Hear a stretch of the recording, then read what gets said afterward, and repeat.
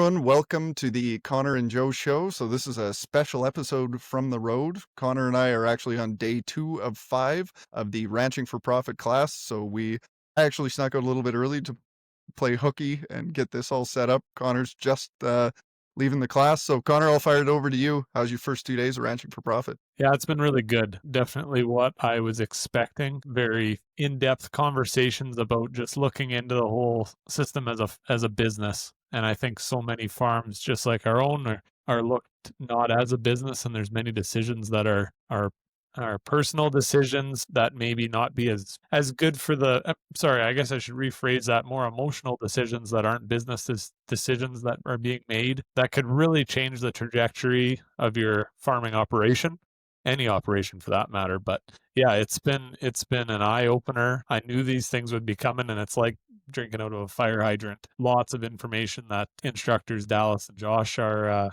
sending our way, which is awesome. So really, really enjoying working with the group members that we sit at our tables with. Everyone's coming to this a little bit differently, but generally speaking with the same goal of becoming more profitable, being in control of their operation. And yeah, it's very special to be here. Yeah, I was slightly concerned coming in. Not that I'm a financial wizard by any stretch, but just having exposure to both with Covers and Co. And then, I mean, I've told lots of people that webinar we did with Dave Pratt last winter. It's not an overstatement to say it changed our life or changed my life and the trajectory of our farm. So I had been doing my damnedest to implement some of these financial strategies just within our own farm books. But it's amazing how not necessarily different, but just hearing it and being able to in real time ask questions and follow-ups of the breaking down the enterprises, I think, and the gross margin calculations were the ones that hit home the most for me today. Just realizing how inadequate what I had right now was. Not that I don't want to steer people away that this is like this super complex thing. It's actually, I'm looking forward to diving into my books and simplifying things. But anyway, using That, gross that margins and breaking the enterprises down to get a clear view of exactly, which enterprises on our farm are making money and, should be focusing on, and which ones, maybe should take a back seat or look at getting rid of. Big time. I think something at this school, like utilizing the trading account, is something that is never looked at otherwise, and very interesting, just the terminology behind it and why we're using it. And so just getting a grasp. I'm excited tonight after we're done this recording to get back down into the room and start working on some other worksheets and then implementing our own numbers into that to really see what's going on. It's very exciting for sure. Yeah, the cattle work through, we've started trading a little bit more aggressively on our own farm. And not always, but I've been wondering to myself, I'm like, how are we going to do this cycle, add calves, and then we're selling this and we're buying this class of livestock in? Yeah, that work through today, like I The don't. stock flow. The stock flow, sorry. Yes, that's what I'm excited to get down. I know we've got a case study we're supposed to be doing, but I mean, there were some light bulbs going off when Dallas was presenting that today, where I'm like, I cannot wait to dive into that and get our own numbers updated so that, we've got a few larger trades coming up here, so I can start seeing that flow and the what is it, the trading chart or the Trading account. sorry, the trading account. Boy, I was frustrated for a lot of the morning because I didn't really understand it, and I knew my books, our financials, like I wasn't showing that. But once it clicked in and once I got it, boy, I can see the value in that. And same thing, I don't know if I'm working on the case study tonight or if I'm going to start trying to understand that fundamentally better. Yeah, no, it'll be really good. It's it's very interesting to hear everyone else's perspectives, that some of them have used some of these things and some haven't. I think probably the others, we've talked a lot about some of the financial stuff, but the other thing that was major stress yesterday and today was the people side of things on the business and how important that is. And I know Dallas stressed it here, just at the end of the day, one of the main crutches is like HR in the business. And when you're working with family, it's usually more important to spend time doing that than versus working with just anyone else that you could hire or are hired by in a business. It's just those relations and communication is so critical, especially with family, to make sure everyone's on the right page and moving towards a goal. I know we talked a lot about vision and mission statements today as well, and got some more clarity on that. I've talked about it quite a bit in the past, or have had knowledge on it. And I think today's exercise, what we did, brought a lot more meaning towards it and really showcased how you can amalgamate a bunch of ideas or concerns and build something like a vision statement that is very powerful and meaningful for the business. So that was my other big win, I guess you could say, today. Very cool. Yeah, after that exercise this afternoon where we split off in groups and from our perspective, they had us play different characters and it was a made up farm. But so from our character's perspective, what do we want to get out of the farm in the next 5 years? It was amazing. So this character family, they were fighting bad, the finances were poor. So we each put ourselves in this character and thought, okay, what do I want to get out of the farm in the next 5 years? And it was actually amazing. The day before, we were all arguing our characters one another, over who gets to manage the farm. Why are we in so much debt? I want to buy out. Once you broke it down to what do we want the farm to look like in 5 years, just how similar those were, even in a situation that was as destitute as the one we were presented. So Yeah, that's it was one a I laugh. can't wait to get home and do that. Yeah, and that's just that situation. I think it just shines a light on a lot of operations or anything like that as well. Like this example that was given, it's probably as bad as it gets for a situation happening within a family, and bits and pieces of that you can relate to on your own operation for sure. Yeah, that work group that we did this afternoon, breaking everything down, bringing it together with concerns and interests, and forming that vision. It's amazing to see how everything relates together. So I guess before we introduce our guest that's coming on, who's obviously also Ranching for Profit related, we should give a shout out to the Ranching for Profit crew. And I mean, just what an amazing resource and resources that we're being provided at the course. Like, I'm exposed to a lot of this just in the work that we do with Covers and Co. and getting to meet so many great people. I mean, everyone in our group and our table is a different level of understanding, a level of knowledge, and it's just amazing how well we all mend together and the work that we're doing together. Even some people are up here and some people are down here, but we really find some common ground. So I see we do have our next guest on. So Connor, I know you and Josh have a professional relationship. Why don't you introduce Josh and then get him into his hot topic? Yeah, really excited to have Josh Kerpan from Kazan Solutions and Kerpan Farms on today. I've had the pleasure here over the last couple of months to be working with Josh in his coaching setting through Kazan Solutions, Kaizen Solutions. Sorry on the pronunciation there, but yeah, it's been a great journey the last couple of months, and working on mindset and then being able to connect at this Ranching for Profit school is very cool. And thanks a lot for coming on today, Josh. I know you have a lot on the go, so I appreciate you taking the time. Well, thank you guys for having me. It's a pleasure to be here. It's been really fun watching your growth, Connor, over the last little while. It's exceptional. It's very motivating for me. So the three of us had a conversation this afternoon and it was going a really fun place. And then Josh said, stop, you want me to talk about a hot button topic? Let's stop and have this conversation in an hour from now. So Josh, I'm dying to hear about it and let's get into it. Okay, so and I don't know where this is going to go for sure. I don't know if it will go where we were at, and if not, we can continue that conversation. But I'm not a controversial person. I like to collaborate instead of compete. So I'd like to let's find common ground and figure all that out. That's cool. But I'm going to do my best to get the hair on the back of you guys' neck raised up here. So here's my statement, and then the position behind it. Well, we'll get into that. It might be a little bit softer, but my statement is that regenerative ag may do more harm than good to farmers and ranchers over the next 10 years. All right. Now you got to defend it before I tie India. Okay. So regenerative ag is not a magic pill, right? And I think that a lot of these have come along in farming and ranching that people latch onto it and think that it's a magic pill. Especially if you look at regenerative ag practices and think that the practices, you implement this practice or this practice or this practice, and boom, you're going to be successful, right?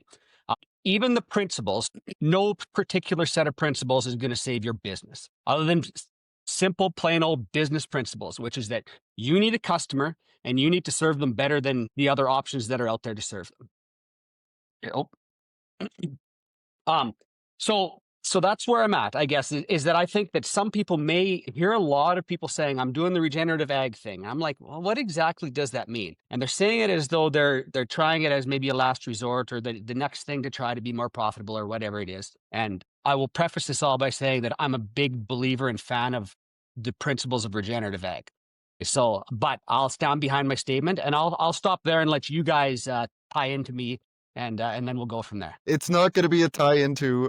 It's so funny. I was having this conversation with Michael Teeley of Understanding Ag this week. We got discussing about a mentorship program to bring more producers in the tent and offer them support, because I was one of those producers 15 years ago, and I mean, it's a lot. But I said to Mike, I'm like, I think we've actually missed a very, very important step with regenerative ag. And I mean, honestly, I don't love the term regenerative ag because there's no definition to it. I mean, but the focus on the soil, the and the prosperity of the farm, and using that better quality of asset, which is the most valuable asset, the land, to improve the profitability on your farm. But I said what we missed is the business side of things. I don't know. There's not one person that went down this journey with me 10 or 15 years ago that I've met along the way that shouldn't be coming to this school and doing enterprise analysis. Because universally, and this is how Mike and I got into it, listen, if you successfully implement regenerative practices on your farm and you have become a more profitable farm, you're not really interested in spending a whole bunch of time on the road and in hotels. You know, you want to be at home with your family and running a less risky, more profitable ranch. And I think, to a man, myself included, obviously I got a lot on the go outside the farm as well, but we have too many enterprises. We're trying to value add and get the synergies on our farm almost to a detriment, where everything's so intertwined and we don't actually know what is making us money, what is not making us money, and where's the best place to spend our time. So I like the statement that it's catchy. And maybe I don't agree that it's going to be a detriment in the 10 years, but I think there's a better way to do this, and we need to start focusing on the business side of things and figuring out what enterprises we're good at, what we enjoy doing, and what's profitable. Yeah, I would go on to something very similar, and I agree with some points of that. On, I think in the regenerative world, like myself, we jump into something like this looking to change something on the operation, and we jump in and try and change the world instantly. And we forget about, okay, we need to just actually realistically run something here that's going to be profitable for our family to operate, and something that we enjoy doing. And I feel like a lot of guys that have jumped into this have gotten to a point where they're running into burnout because they're trying to do so many things and they cannot control anything at the end of the day. And I think these are the right type of people to make the next step, to have more control in their businesses and to become very profitable. And because they were the people to take the jump in to try something different. They didn't just go with the status quo. They were the ones that they found an interest in something, they jumped in, and they're doing probably a very good job at a few things, but they're trying to accomplish way too much. And so if we can now take a step back, and I've found it with myself, trying to achieve way too many projects, trying to do way too many things, and at the end of the day, you're just completely burnt out. You look across to your neighbors on a weekend. I'm out there grinding in the field to try and get an offsite water system built, and I look across into the neighbor, it's minus 35 last weekend. Nothing's going on there. They're just enjoying the day. And I ask myself, what am I doing? I'm trying to do way too many things right now. I got to slow down a little bit. And coming to, like Joe alluded to, coming to something like this Ranching for Profit school, and really honing in on the business side of things, is going to allow you to really look at what's your interest, what's making you money, and stepping back from a few of those extra projects that we're trying to achieve to better the system. So I think these people, I don't think it's going to be a detriment, Josh. I think these people are the right people to take the next step. It's just we have to realize that we got to slow down a little bit and understand what's really going on. Yeah. And sorry, Josh, I don't want to cut you off. This is going to be a question your way at the end. And that is where I think, like, I don't want to say the regenerative ag movement or the presenters, because I am one of them, has failed us. But a lot of us make these new enterprises seem really easy. Like, these are, you do these things and it's like, look, you can cut costs and you get synergies between operations, but it is what it is.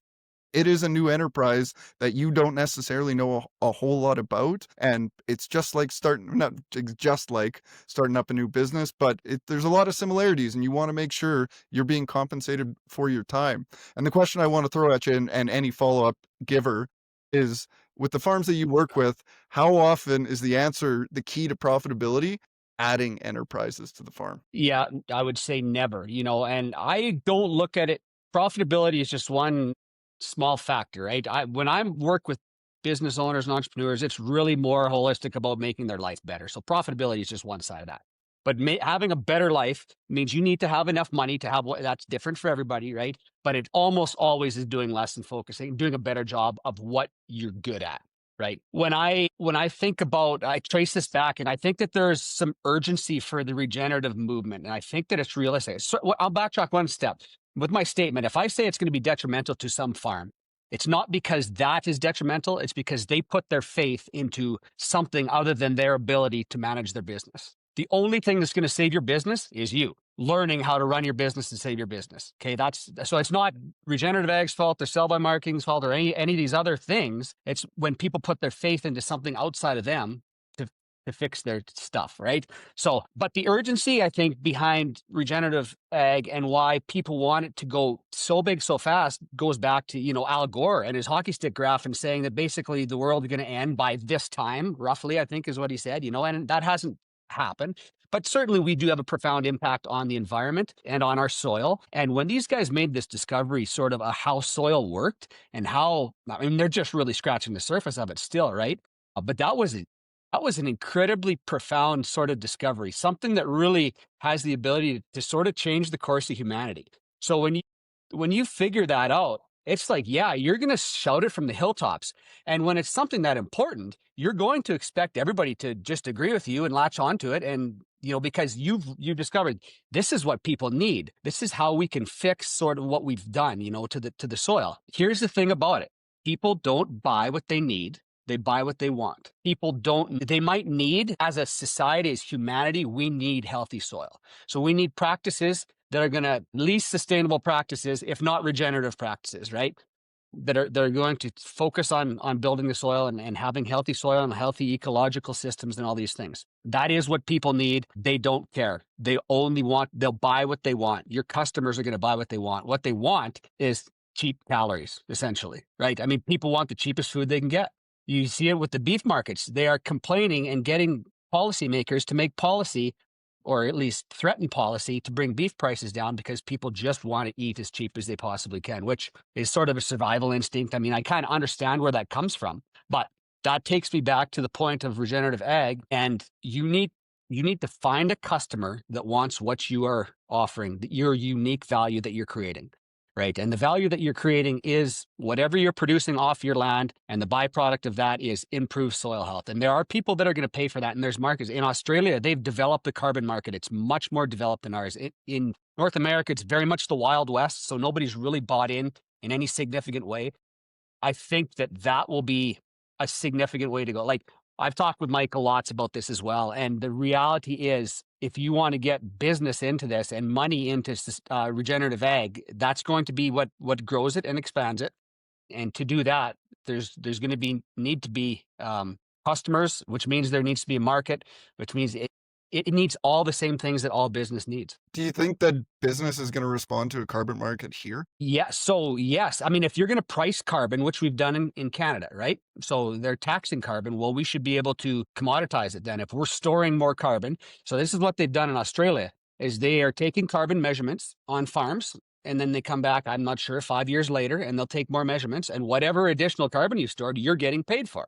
So if we're paying $100 a ton in tax in carbon, then we should be able to take the same measurements and come back and get $100 a ton check 5 years down the road, or whatever that number might be. But the market's just not, that system hasn't been developed enough here yet. And I think that I'm a little bit hesitant to sell my carbon credits, and that has been a thing for a while. But I think that carbon credits, the way that they are here, is probably very undervalued asset right now. So I don't want to sell any of that, because at some point I think it's going to probably blow up, because I do think that is probably the way to monetize essentially what regenerative ag is trying to do. I used to think that. Okay. I did. Okay. Trav's, our producer Trav today, he can hear all this, but if you told to rewind, 6 or 8 years ago when Trav and I were throwing around this idea, if you told me then that carbon markets are going to be what they are today, I probably would have lost a lot of faith in what was going on, because I could only see the direction of, this is how, supply chains are going to take a long damn time to change. to get, and what's it called? The mineral calculations, proving that regeneratively grown produce is higher mineral content. I'm like, it's a long ways away. But I thought the carbon, like, we can figure it out. We can test this stuff. And the fact of the matter is carbon takes so many shapes, forms, sizes in an environment, in the soil. I mean, what we saw the first time Trav and I tested a full season cover crop was our carbon levels in the soil came down. Now our microbiological, our CO2 respirations, they were through the roof. Well, what does that mean? Yeah, we inserted the soil with a whole bunch of active, living, healthy biology, but they're living life forms that breathe out CO2. Now, we have to have those bugs there in order to capture it eventually, but the fallacy is that we can have an effect on this like this. And what we're finding is this just takes a really, really long damn time. And what I was complaining to you, and I think why you brought this up earlier today, was I'm getting to the point where I'm losing faith in almost all of these programs. And I would say wholeheartedly, if somebody's offering you $5 for your carbon right now, take it. Really? Okay. Because I don't know. One, I just don't. The metrics to measure this stuff are, well, one, they can be manipulated. If you want to sit down for an hour, I can tell you exactly how to manipulate carbon on a soil test so you can maximize your carbon return. Can you do that on a broad scale? Of course, yeah. Okay. The other thing guys, maybe we shouldn't be recording this. We should be having this discussion behind closed doors. This sounds like something we could monetize, maybe. I'm not going to waste, I'll give you an hour of my time to explain it, and I'm not going to waste one more second on it. But fair enough. What I like about regenerative agriculture and why I get frustrated with the term is really I want the farms to focus on is what is the best decision for the people on your farm, the finances on your farm, and the soil health on your farm. And I find any program comes in with the best of intentions, but really what it's doing to you is putting you inside a box that now you're forced to make management decisions that don't necessarily align with the people, the soil, and the finances on your farm. I would say probably, like, if we're looking for a customer at the end of the day and we have a product that we're trying to sell, in the ag world, it needs to be the product of positive economic values on the farm and also positive ecological values on our landscape. And I think one thing that really restricts that from really pushing through right now is how our insurance programs are based across Canada right now, on taxpayer-funded insurance programs that are based off of yield and production. And I would say we get into a position, if we have farms making decisions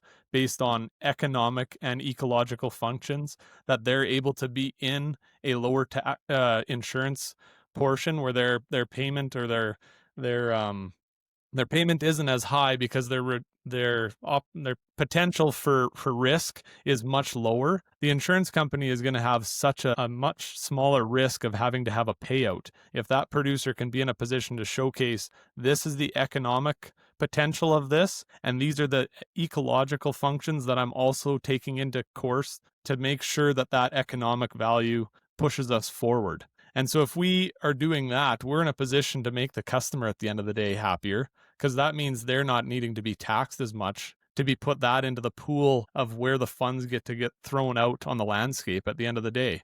We're left with a higher overall product, farms that are more profitable, and an ecosystem that's in a much better position.